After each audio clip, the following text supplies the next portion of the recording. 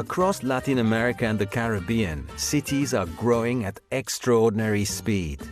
Today, 4 out of every 5 people in the region live in urban areas, making it the most urbanized developing region in the world. For millions of families, opportunity depends on whether their city works, whether children can reach good schools, families can access healthcare, and everyday life becomes safer, healthier, and more connected. Since 1976, the OPEC Fund has invested $3.4 billion across the region, supporting infrastructure, services, and financing that improve daily life and strengthen long-term development. In El Salvador, a $70 million loan to the Surf City 2 program is turning the La Libertad coastal corridor into a premier tourism hub, strengthening infrastructure and climate resilience for 125,000 residents. La parte de las ventas de habitaciones y todo eso era un tanto considerable, pero ya cuando vino este proyecto, incluso con los torneos de surf y todo eso, que se ha dado a conocer más el país, es que ha venido un flujo más de extranjeros que le ha despertado bastante la curiosidad de cómo se está moviendo ahora El Salvador después de ser el país más peligroso del mundo. Elsewhere, small entrepreneurs and farmers still struggle to access affordable financing. To help close that gap, the OPEC Fund is working with Sudameri's Bank in Paraguay to expand lending for small businesses, women-led enterprises, and agribusinesses. Estábamos en un local arrendado. El espacio físico era un espacio limitado.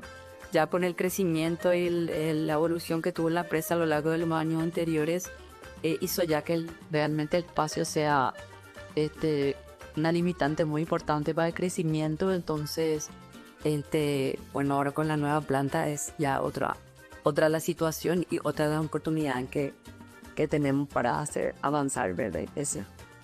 Desde todo punto de vista tenemos un ahorro en cuanto a energía eléctrica, tenemos un ahorro en cuanto a usos naturales que impactan directamente en la calidad del producto y obtenemos mejores resultados y por ello más ganas.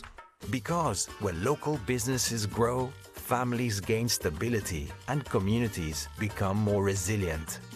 Behind every investment is a person striving for something better, a business owner creating jobs, a parent building security for their family, a young person imagining new possibilities.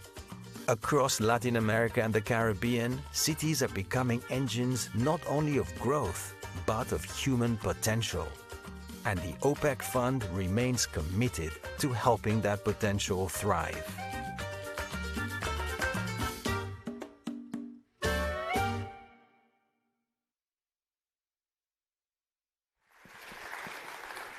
Good morning, Excellencies, dear ladies and gentlemen, and a very warm welcome to this parallel session number 2 on unlocking human potential. I'm Melinda Crane. I'm an independent journalist with a background in political economy and law, and it is a great honor to accompany you today as moderator. As we were reminded during the opening plenary, urban centers are absolutely crucial for translating development ambitions into measurable improvements in people's lives, which is why this session is entitled Cities of Opportunity. And as we just saw, in Latin America and the Caribbean, cities are already driving growth and social mobility with significant gains for some. The question that we'll be asking here today is how we can make them engines of opportunity for most. And as we heard, we are talking about one of the most urbanized regions in the world, and that concentration of people, economic activity, and talent clearly is a tremendous asset.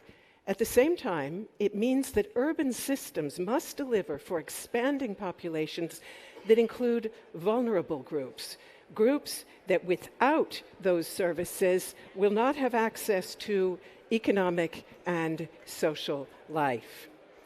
This session is about how we unlock their potential. We'll explore the challenges that policymakers face, also in confronting systemic budgetary pressures and demographic challenges, and we'll spotlight solutions, the financial instruments, the partnerships, and the configurations institutionally that can, in fact, translate into lasting urban opportunities. We have an absolutely exceptional group of speakers with us. It's my pleasure to greet them here. It's also my pleasure to greet President Al Khalifa. It's wonderful that you have joined us for the beginning of our session. Thank you so much also for getting us off to a great start this morning. We begin with a keynote from Ilan Goldfein. He is president of the Inter-American Development Bank, former director of the IMF's Western Hemisphere Division, and former governor of the Banco Central do Brasil. At IDB, he sharpened the focus on inclusive growth, private sector mobilization, and the social infrastructure that underpins long-term development, including in cities, and he introduced a pioneering 5-year pilot program for cities and regions that's providing a financing line of up to $1 billion, and I'm sure we'll hear more about that from him now. Welcome, Dr. Goldfein. It's an honor to have you with us. The floor is yours.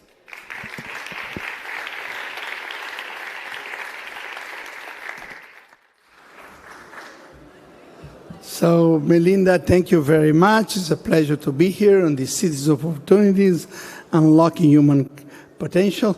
Thank you for the President of OPEC Fund to being here in person for this very important session, and for the panelists, the Minister from Suriname, Wiedemann, Deputy Secretary Viviani, our friend Danielle Best, and everybody else that is participating here with us, and of course our own partner from the private sector of South America. So thank you very much, all of you, to being here. It's interesting that we are in Vienna. In Vienna reminds us that cities becomes engines of opportunity. Once you invest, when you have strong institutions, when you have long-term vision. And at IDB, we had the opportunity to work directly with the city of Vienna and the Vienna University of Technology for nearly a decade. We had a partnership, and we were bringing professionals from Latin America to Vienna and the Caribbean to Vienna to experience and adapt lessons for the cities. So we're already doing these cities, and we're already doing partnership with this city here, Vienna. Cities for us are very important. They become tangible development. They're about people, jobs, housing, health, education, where people start their businesses. Well, they build their lives for better lives.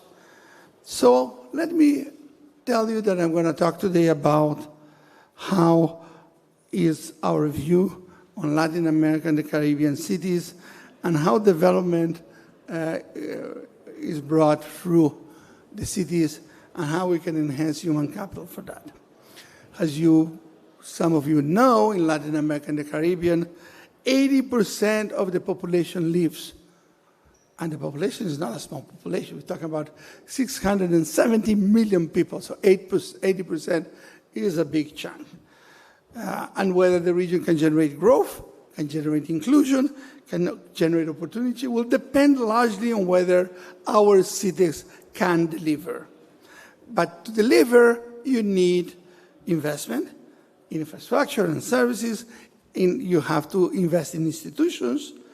You need to plan, deliver, adapt. By 2030, we estimate that we will require $4.3 trillion just annually in investment, about 5 times what we invest today in all the cities. So if we want to close the gap, we require strong local governments, better projects, more effective use, and of course, partnerships like the ones we are fostering here at this nice OPEC Fund forum. So at the IDB, let me tell you what we are doing to support. Last 5 years, we approved 36 housing and urban development operations totaling $5.7 billion through our public and private sector arms, IDB and IDB Invest and IDB Lab. We have supported investment in cities and worked with local governments across the regions. But Melinda mentioned something important. At the beginning of my mandate, they told me I need to go to the City Summit of the Americas.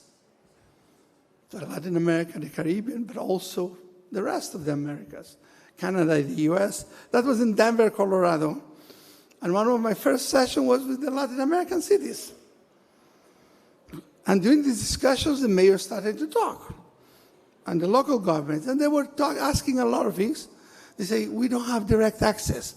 You guys on the multilateral development, you're far. We don't access you. I mean, we have to talk to our federal government and all these issues. So I told them, look, let me think about it. I know it is an issue about guarantees, sovereign guarantees, federal, all of that. I'm going to think about how to do it. So I'm happy to say that after a few couple of months, if not years, we managed to get it. Our board approved the cities and regions in Latin America and Caribbean. It's still a pilot. We're talking about $1 billion. But that's enough for the first city was the Cartagena, was enough for San Jose to say they want to do it, to Panama City that they want to do. So we have the cities line up and they want to do it. So what is this program does? First, it gives direct financing without sovereign guarantees to specific cities that are in fiscal good condition. So we first look if they have fiscal good conditions, and then we can go in without the sovereign guarantee. If they don't have the fiscal good conditions, we provide capacity for them to change their fiscal accounts. So, second, in addition to capacity to fiscally, we provide capacity building in general. We work with the technical assistant to provide project preparation, because if they need to invest, somebody needs to do the project. And I have to tell you, not all the cities, not all our cities have the capacity to generate projects. So we have the project preparation through technical cooperation, which means that we provide the resources, the consultants for the project preparation. And last, cities and networks. So cities need to talk to each other. They have a lot of network. So we have 300 cities and 106 million people, basically secretaries of finance. That's the network. Finally, we are not being able to finance everything. So we help them access capital markets. And you may say, well, what is the city that accesses capital markets? Well, we help them. So we are supporting Panama City First Bond for urban regeneration. So it can happen. If we are there, if we help the cities go out. So that's the project. Now, what else are we doing? Resilience. Resilience is a major issue for cities. Cities, regions, heartbeat and home to all of this GDP, we need to care about events. So our region faces 74 major events, climate events. They affect 7 million people, and they have caused just last year $10 billion of damage. So it is not a small penny for us to work in resilience for the cities and regions. This is the Ready and Resilient Americas. That's a program that we created. We launched in our annual meeting. It provides grants, non-reimbursable, for preparation. It provides a network of reaction.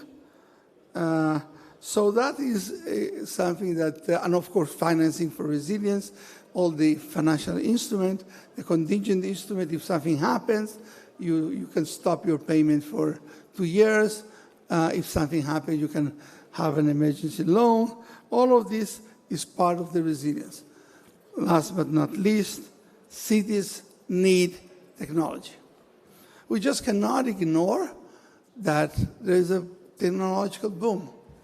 So we cannot treat cities here and technology boom there. So we are leveraging, for example, open source AI models.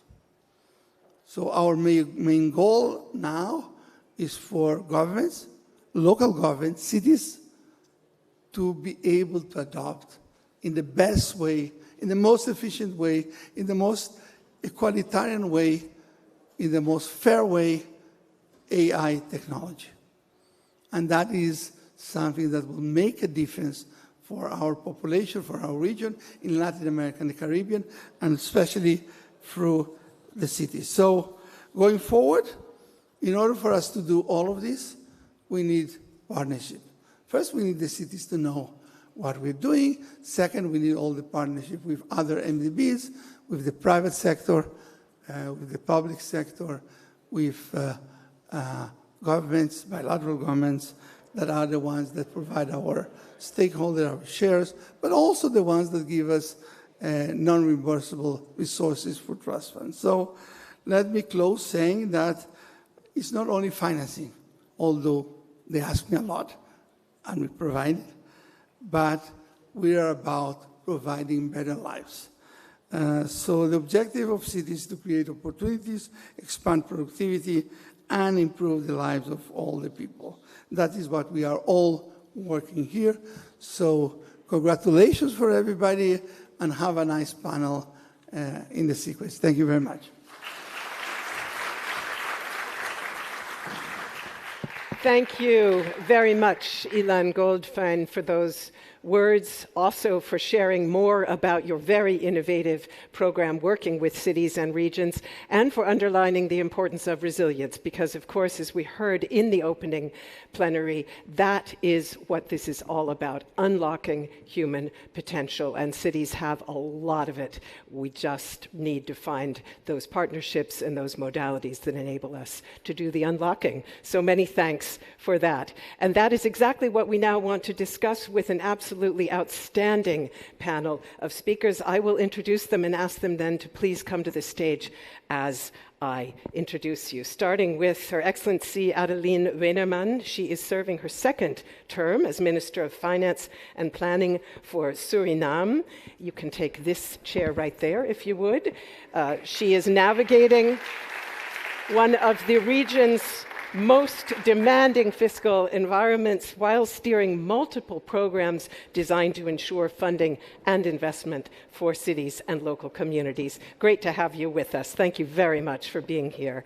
I'm very pleased to introduce Viviane Vecchi. She is Secretary for International Affairs and Development at Brazil's Ministry of Planning and Budget. She coordinates multiple partnerships, multilateral partnerships, and ensures alignment with institutions like IDB and the OPEC Fund on investment priorities for programs such as Novo PAC, the Brazilian federal initiative channeling over $100 billion into sustainable cities, housing, mobility, and social infrastructure. Great to have you with us. Thank you so much for being here. Daniel Best is president of the Caribbean Development Bank, which serves some of the world's most, welcome to you, right there, most climate-exposed, I don't need it, all right. Can I mention that you led the development of the bank's urban sector strategy policy? Can I do that? Okay. Thank you very much. It's great to have you with us, Daniel Best. And finally, it's a pleasure to welcome Sébastien Lahaye. He is vice chairman of the Sud Ameris Bank in Paraguay, a commercial banker who has built his institution's position by financing clients in corridors that other institutions have overlooked, including enterprises like urban SMEs and agribusiness corridors linking cities and farms. Welcome to you. Wonderful to have all of you with us. And we will now jump right into our interactive discussion. I'll just remind everybody we do have a rather compact window, so I'm very grateful for concise answers. to my questions, and I'd like to start out with a first round that takes us into the reality on the ground, what's actually working and what is still holding progress back. And then later on, we will focus on the financing, architecture, and partnerships that can change that picture. So I'll ask Minister Weinemann to get us started with a case that illustrates what happens when the urban development agenda does collide with fiscal constraints and climate risk.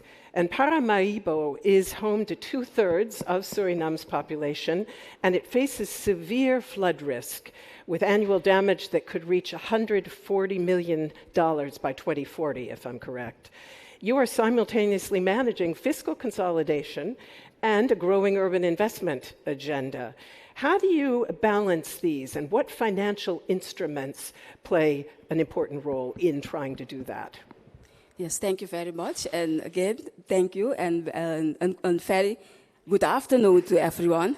And thank you for the opportunity to give some insight of Suriname. Now, let me say, Suriname, Paramaribo is our capital, and we are very proud to say that it is our heritage, it's a heritage site. The capital that also hosting the most important administrative and legislative administration from our country. And we were, in the past, we always were proud to say we are not having that much disaster, climate disaster. But in the recent years, we are facing some challenging with climate change, flooding, and that seems to be increasing every time the weather is changing, it is increasing. So it is very important for us to see how to manage that. And yeah, it is a challenge. It is a challenge to maintain our fiscal consolidation, and given the fact that we also have a national development plan and our goals to finance, to implement, and besides that, we have the climate change with the flooding, the disaster that has a great impact on our financial consolidations. So yeah, it is, and it remains a big challenge. Looking how to do that, every day now, in this season now, and nowadays, we have in this recent months, and I think it will last till the 2 months, another 2 months, we have a lot of floodings, heavy floodings in Paramaribo, and also in the other interior, and etc. And given it, the fact that we are also dealing with some macroeconomic situations, it is not that easy to finance the climate and see how to deal with that. But that's why, of course, we're looking to partner with other financial institutions to see how to deal with that. And so this forum is very important for us to discuss, and we are also glad that we can be a part of the F20 compact, so that we can see how to deal with it and learn from others that have more disasters. Like, for example, unfortunately, my CARICOM brothers and sisters, right, they have more disaster than we, but yeah, we can learn from that. But that's it for the year. Thank you very much. Also underlined this morning by Mia Motley, saying, you know, one storm can wipe us out, and that vulnerability, so important. So we go now from one of the region's smallest economies to its largest, and a very different set of challenges, but a shared aim of maximizing the reach of urban infrastructure and services despite constraints on public resources. Secretary Vecchi, Brazil is, in fact, one of Latin America's most urbanized countries, with ambitious investment plans that span housing, transport, healthcare, and education. In the face of that constrained fiscal capacity, how are you ensuring those investments, in fact, reach the communities and cities that badly need them? Thank you. Good afternoon, everybody. Good afternoon. Hello. Thank you, Melinda, for the question. It's a pleasure for me to be here today, sharing our view from Brazil. Brazil has learned that urban development is most effective when investments are integrated rather than fragmented. Building a transport corridor alone is not enough. We need to connect mobility with housing, sanitation, education, and economic development. For that reason, it is important that investment decisions follow a more holistic and comprehensive development plan. And that's what we've been doing in Brazil. In Brazil, our investment strategy is guided by 2024-2027 multi-annual plan, our 10th multi-annual plan. This plan establishes 6 priority agendas focused on reducing inequalities, strengthening health and education, promoting sustainable economic development, tackling climate change and deforestation, and expanding infrastructure. These priorities are completed by 5 cross-cutting agendas, such as children and adolescents, women, indigenous people, racial equality, and the environment.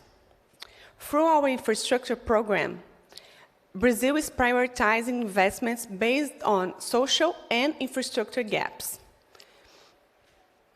with a strong focus on underserved municipalities and vulnerable urban areas. This allows federal resources to be directed where they can have the greatest social and economic impact.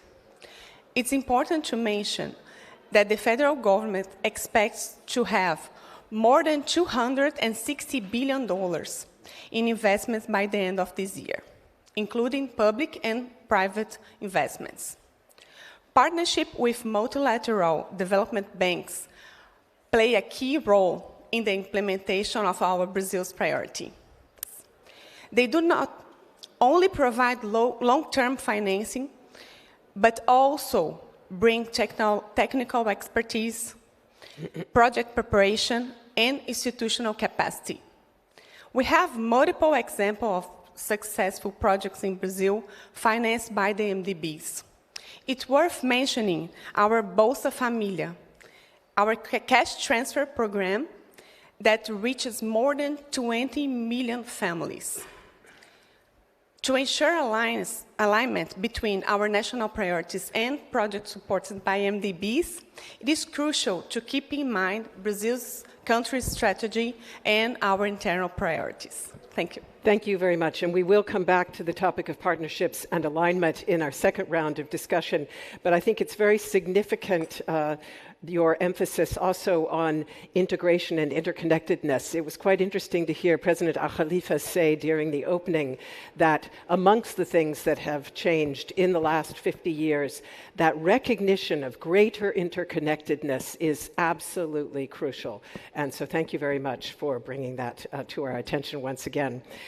Going to Daniel Best now, and as Minister Weinerman's remarks reminded us, along with those of Mia Motley, Caribbean states do face a very distinctive set of challenges. Not only that climate risk that you mentioned, but also persistent youth unemployment, and of course also this very limited fiscal space. So how does CDB approach unlocking human potential in that context? Where would you say are the most critical areas of investment that you see, the most important levers? Yeah, thank you. Thank you, Melinda, and thank you to the OPEC Fund for having us here. I'd use as my point of departure what President Al-Khalifa spoke to in his opening remarks, at the beginning of his opening remarks, where he drew the reference of the bridge that was constructed, and the mother worrying, and the young girl now being able to get to school faster and more safer. I would posit respectfully that it is not just a bridge that was built, a physical piece of infrastructure, but what's being created there is an improvement in the life chances of that girl and so many other young people. And for that, I would then draw on the references of the Secretary and the Minister earlier. First, as it relates to the Caribbean, You mentioned, of course, the Prime Minister said one storm could significantly set us back.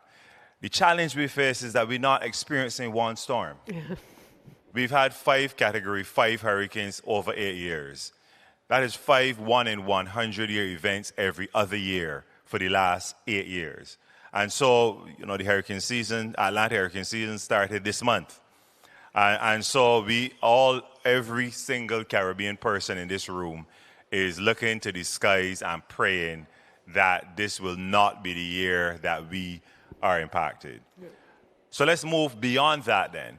What is CDB focusing on? Well, our 3 strategic areas of focus are youth empowerment, institutional capacity development, and climate resilience. And you touched on the matter of youth. And let's bring it back to urban spaces when we're speaking about youth empowerment. Because cities of opportunities, urban spaces, we heard what Elan and IDB, what they're doing. It goes beyond physical infrastructure. It goes beyond engines of economic growth to a space where social and financial inclusivity has to be paramount, where youth and young people see, and people in general, see an opportunity to build livelihoods, but also see life chances. And so this is why we are seeking to invest in youth empowerment, because, the future of the Caribbean really is twofold. If we don't have infrastructure, if we can't survive this climate crisis, then what is our future? And if we don't have youth and young people empowered to build enterprise, to build businesses, to raise families, we have a troubling statistic in the region. Between 60 to 70% of our matriculated population, our population who have received tertiary education, are building economies outside of the Caribbean. So we're educating children from, when they enter school, 4 years all the way to 18, and then they leave, go to university, and don't return. And I'm not pointing fingers at anybody. I have 2 daughters who've done that. One has just returned last year, but the next is still living in London and working there. So we need to create those cities of opportunity that have the enabling environment that they want to return and build the Caribbean. That is why we focus on youth empowerment, because youth empowerment is about the future of the region, not just physically, but socially, and it speaks to inclusivity. And I'll end with this. When we speak about inclusivity in the region and cities of opportunity, the importance of this partnership with OPEC Fund, the importance of this partnership with CAF, with the Arab Coordination Group, we need data. And one of the challenges we lack in the region is sufficient data. And we can't preach inclusivity without knowing who is being excluded and why. If not, it just becomes a talk shop and another photo op. And I've had my photo taken way too many times. It's time to actually deliver on stuff. I'll stop there. Thank you. Thank you very much for underlining that. Very important point. Digital connectivity is a theme here at this year's forum, so important to note that as well. Let's go now to a commercial banking perspective, because mobilizing private capital and engagement is clearly absolutely crucial when public funds and ODA fall short of what's needed. So, Mr. Lahai, Paraguay's cities and agribusiness corridors are generating a lot of economic momentum, yet SMEs and smaller enterprises continue to face obstacles in accessing long-term affordable finance. As I mentioned, Sudameris has shown willingness to work with borrowers that other lenders might consider too risky. What has that taught you about what urban and rural enterprises in Paraguay actually need from their bank, and what is holding them back?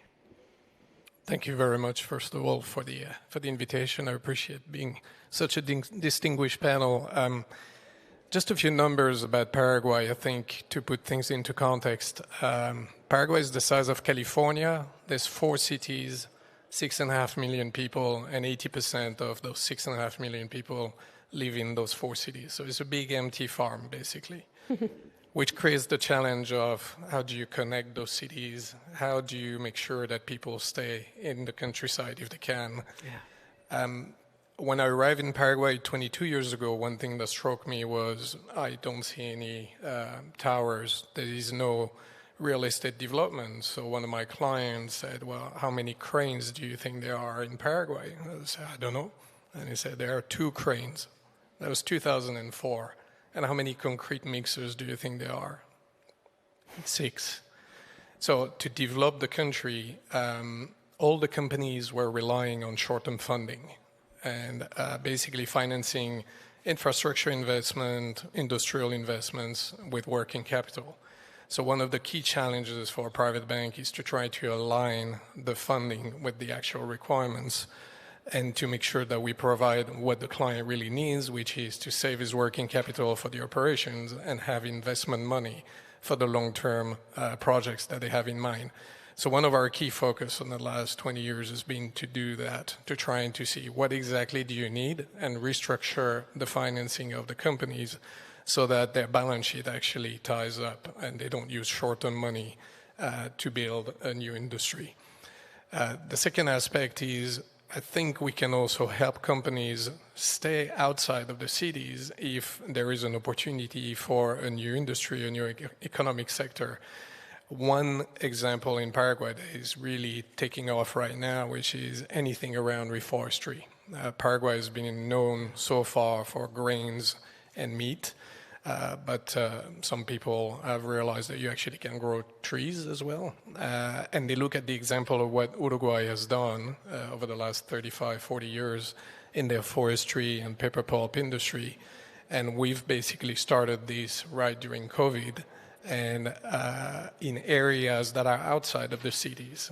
So by financing projects or reforestation, you have a domino effect of all the different industries that rely on trees, not just for the paper pulp, but it goes from wood products, obviously, to manufacturing furniture, to even SAF, and so on.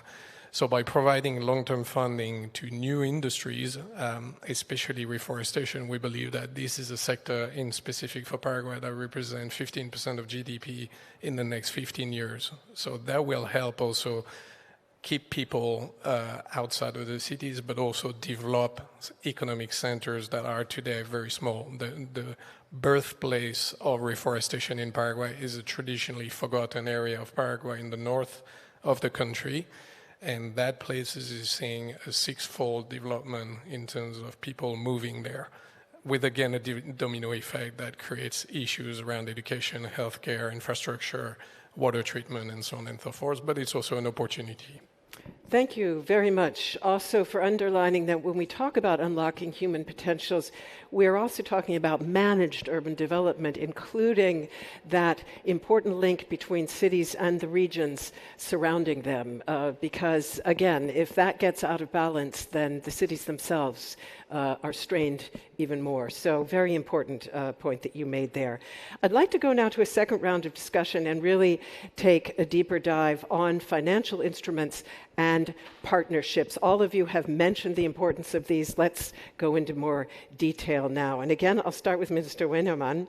And an example that I also was thinking about when we were listening to Mia Motley this morning. Suriname recently adopted an initiative that is really striking in its simplicity. Your government issued a social bond earmarked for healthcare, education, youth, agriculture, and the housing fund, some of those areas exactly the ones that Mia Motley mentioned this morning, using capital markets to finance the social agenda directly. Some years ago, that would have been considered more or less impossible. So tell us a little bit about how you did that, what results you've seen, and what you've learned about how small states can access international capital for human development itself. Thank you very much. Yes, of course. Let me start by saying that when we, as administration, a new administration, because as the fact, July 60 will be our 1 year anniversary as new administration, we were aware that for us, it was very important to improve the living condition of our people. So we're looking into the area you mentioned, the education. We were aware that having healthy people, well-educated people, giving them a good housing to stay was very important. So the social agenda was crucial, and we were given the opportunity to issue a bond. So we did it. We started first with issuing bonds to restructuring a bond we already had.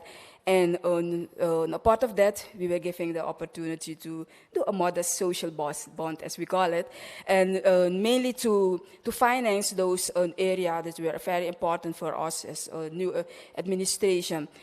It was what I learned in this transaction during this period is that the financial institution, the capital market investors, sometimes you think they only looking at the return of investment, but what is very important, I think, the macroeconomic environment you present to them, the prospect you have as of Suriname, we are heading to hopefully after some years a good economic situation with gas and oil. I think that is they played a very important role. And besides that, the social agenda, that was very attractive also for the investors. And a very important thing also, the trust. I think the trust we managed to earn by those investors was also one of the things that gave us the opportunity to issue this bond. Besides that, so Suriname is one of the few countries with a carbon negative status. And of course, we are willing to maintain that status. And that is one of the things, besides the oil and gas development we had to, at the other side, we also want to maintain our carbon credit status. Those were the facts, the facts that played a very crucial role in issuing these bonds. They were very interesting to see that Suriname want to come out of the recent year difficult situation. Of course, after also a difficult IMF program, we were willing to go further. So the experience I have with the investors, they were very interesting in what Suriname want to do with the social area and what they want to do on our macroeconomic situation, as I already mentioned. So those were that is what my experience was. So, yeah. Thank you very much. That is, I think, an example that can make all of us optimistic about the next 50 years if we see what has become possible. Secretary Vecchi, I'd like to come back to the topics of integration and alignment that you touched on briefly in your first answer. In fact, Brazil has been deepening partnerships with multilateral institutions on infrastructure, on social services, and on climate resilience. And I'd like to hear a little bit more about what financing approaches and instruments you feel are proving most effective in those areas, but also what you would ask of development partners in terms of better aligning their programs with your priorities. Thank you. Investment needs have become more complex. Brazil's experience has shown that no single investment instrument is enough to address all the challenges. I will point out three main approaches that we've been using in Brazil. First, guaranteed instruments.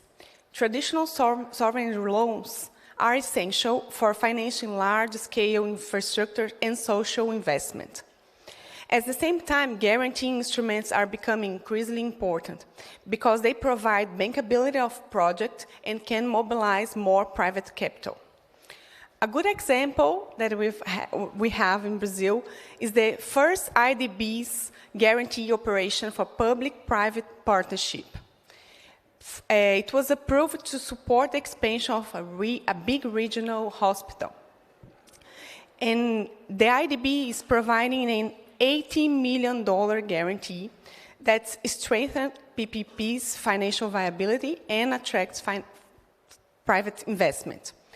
This operation illustrates how innovative risk-sharing instruments can leverage private capital to deliver public infrastructure that we need.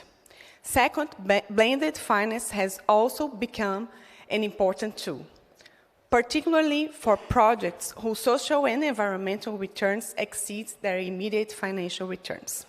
The Amazon Forever Finance Facility for Cities and Resilience Infrastructure is an excellent example. Launched by the IDB Group in partnership with the Amazon Cities Country Group, the initiative seeks to mobilize more than $1 billion for investment in water sanitation, resilient urban infrastructure, clean energy, and sustainable mobility. Finally, technical assistance and project preparation are equally important, particularly for smaller municipalities that often lack the institutional capacity to develop bankable projects. Looking ahead, we believe the challenge is no longer simply to mobilize more financing, but to deploy a broader range of financial instruments. Thank you very much. And when you talk about the smaller municipalities, I immediately thought of President Goldfein's remarks on saying, you know, we look first at the city's credit rating, essentially, at, you know, their economic situation. But that's not a cutoff. What we do after that is we look at where we could help improve capacity. And clearly, that's crucial also in the example that you just mentioned. Mr. Best, you have said elsewhere that citizens don't experience strategies, they experience results. And what many Caribbean cities and towns continue to experience at the moment is persistent gaps in services, in opportunity, in infrastructure, as you mentioned, also especially for young people. What shift in development finance, in the way that it's structured, deployed, and partnered, would be most critical to ensure that those instruments actually do deliver results that show up in people's lives? Yeah, thanks. And you know, as I'm about to answer that question about the shift in development finance, I'm acutely aware that I think as I count, I have 6 governors. I'm my chief financial officer in the room, so I'm going to be very cautious because they'll hold me to it. But seriously, we need to finance results that people can see and feel. That's it. I mean, you know, we don't need to overcomplicate it. People don't see and feel strategic plans. But, you know, we are very proud of the fact that our 10-year strategic plan was approved in February of this year. We're very proud of the fact that we got our work program and budget approved. We're very proud of the MOPAN assessment.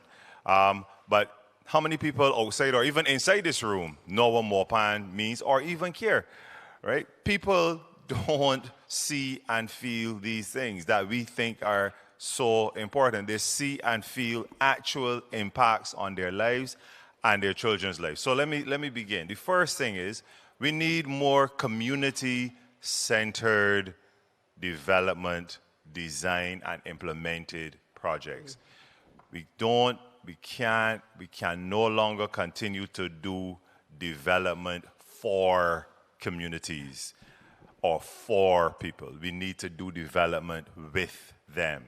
They need to be in at the ground stage. They need to be in at the design stage and all through the implementation process. The day has long gone where Bretton Woods institutions such as ours are absolutely convinced that we have better answers than the people living in communities. And so you just be grateful that we are here now and we are delivering these solutions to you. Yeah.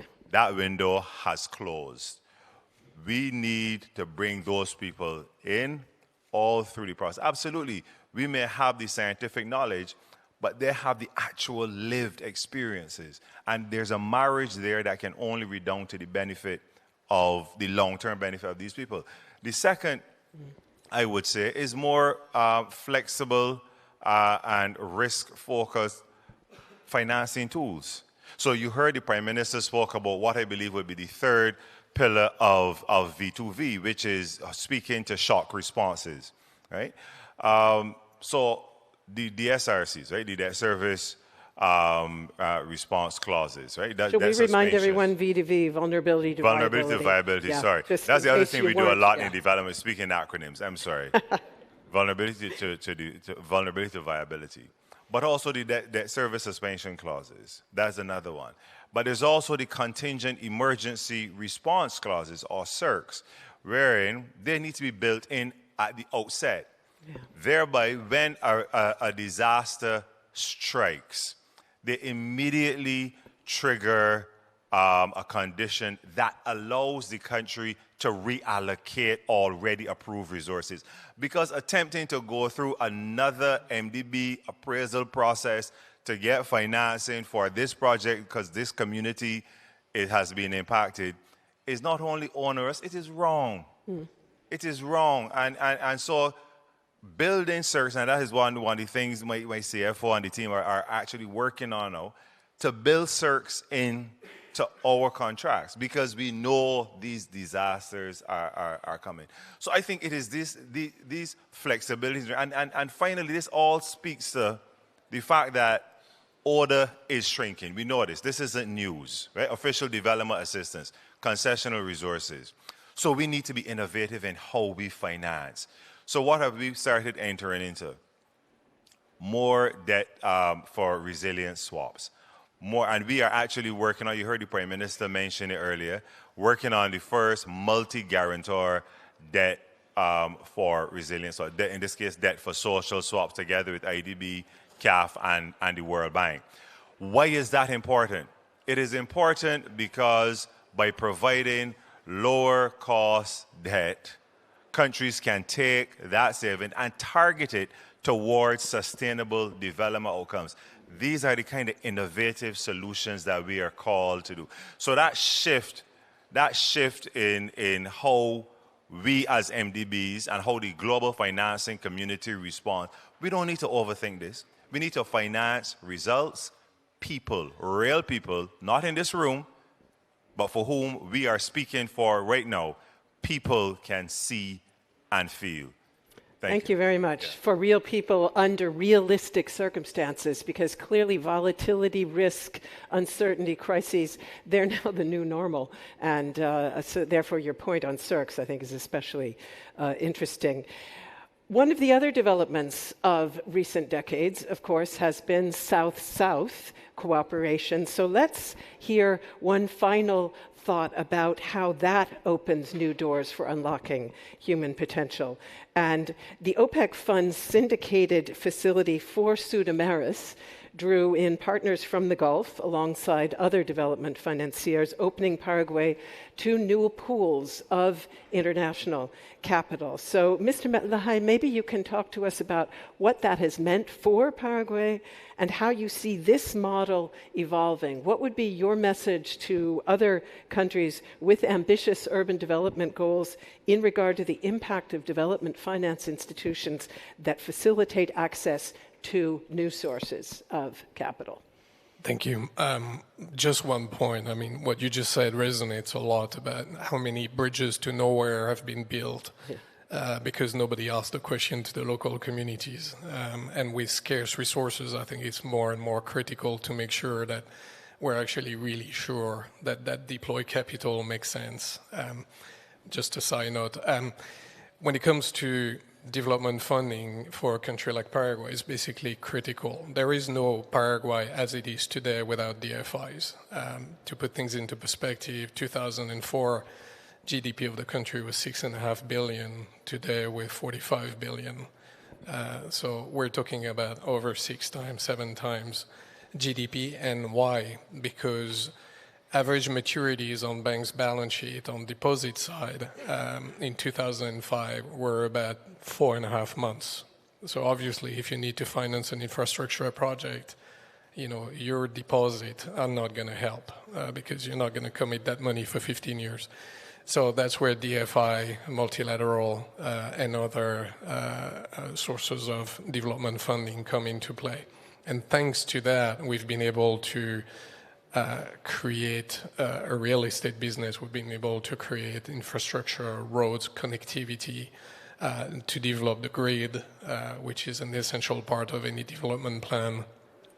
So for us, expanding the horizon is also critical because there's that much that we can ask to our friends from the OPEC fund or from the IDB. Even though they've been instrumental, they have limited resources. So the more we present the opportunities of what their impact dollar can have in Paraguay, the better it is for them, for us, but above all for the local community. So I will keep being a traveler and telling the story of Paraguay because I think the impact that every dollar can have is very easily measurable in our communities when you have smaller countries. Maybe not that much in Brazil, which is much further ahead, but in our communities, a $100 million loan can explain very easily the impact that it has. We can show, you can talk to the communities, and it's very moving to see what that means to these people. You know, being a new bridge, being a new grid, being wells for water. So this is paramount. Without long-term money, especially in countries where conceptually all these should be financed by pension funds. And I was feeling very touched by the president of Sao Tome because I was thinking with the population size that he has, what is the size of his pension fund to actually use and tap to finance infrastructure with 30-year money? And that's probably zero. So without DFIs, countries like these have no chance to develop their infrastructure until your prime minister convinces people to land at 70, 80, 100 years. And one final point, maybe, which I find very critical, you have natural crises, but you also have a very important, in my opinion, crisis coming up, which is energy crisis, which is accelerated by AI. We all think about jobs, but AI is such an energy consumer that is looking for what in 10, 12 years ago, crypto were looking, which was where can I go in a non-regulated, cheap energy place, tap, and then move away. Yeah.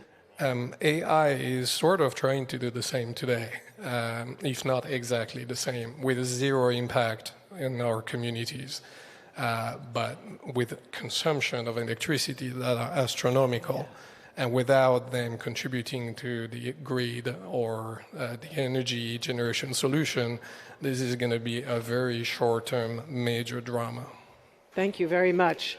I wish we had another half hour to zoom in on that point, but I'm afraid we are out of time. We will touch briefly on it in session 4 later on, but it's worthy of an entire day's discussion on its own. Let me just try briefly to tie together the strands of what we've heard from all of you this morning. And I think I see something of a consensus that I'd like to spotlight. Basically, whether we're talking about Suriname's social bond, Brazil's partnership architecture, CDB's focus on finance that actually shows up in people's lives, or Paraguay, Sudamere's work in Paraguay's underserved agribusiness corridors, and also, of course, with urban SMEs. It seems to me you are telling us that the ambition is real and it's urgent, and you're also telling us the capital is there, the instruments exist. And what I kept hearing again and again is how crucial it is now to ensure integration and alignment. And when I say alignment, I mean, of course, between national and subnational governments, including local communities, between public and private finance, between development institutional mandates, and also looking always at the actual needs of those on the ground, as we say, of those who are vulnerable. All of you have underlined that in a way that I think has been very moving. And that alignment doesn't happen automatically. It requires institutions that are willing to listen and adapt. It requires partners who are willing to take on risk. that markets won't necessarily price, and that is also in a new category of risk. And it requires governments with the policy frameworks and fiscal credibility, or at least will, to follow through in shaping action on the ground. And I think what we have heard is that this is not easy, but it is possible. So I would like to thank all of you for making that point to us and for sharing your perspectives and your insights. Let's give them another warm round of applause, please.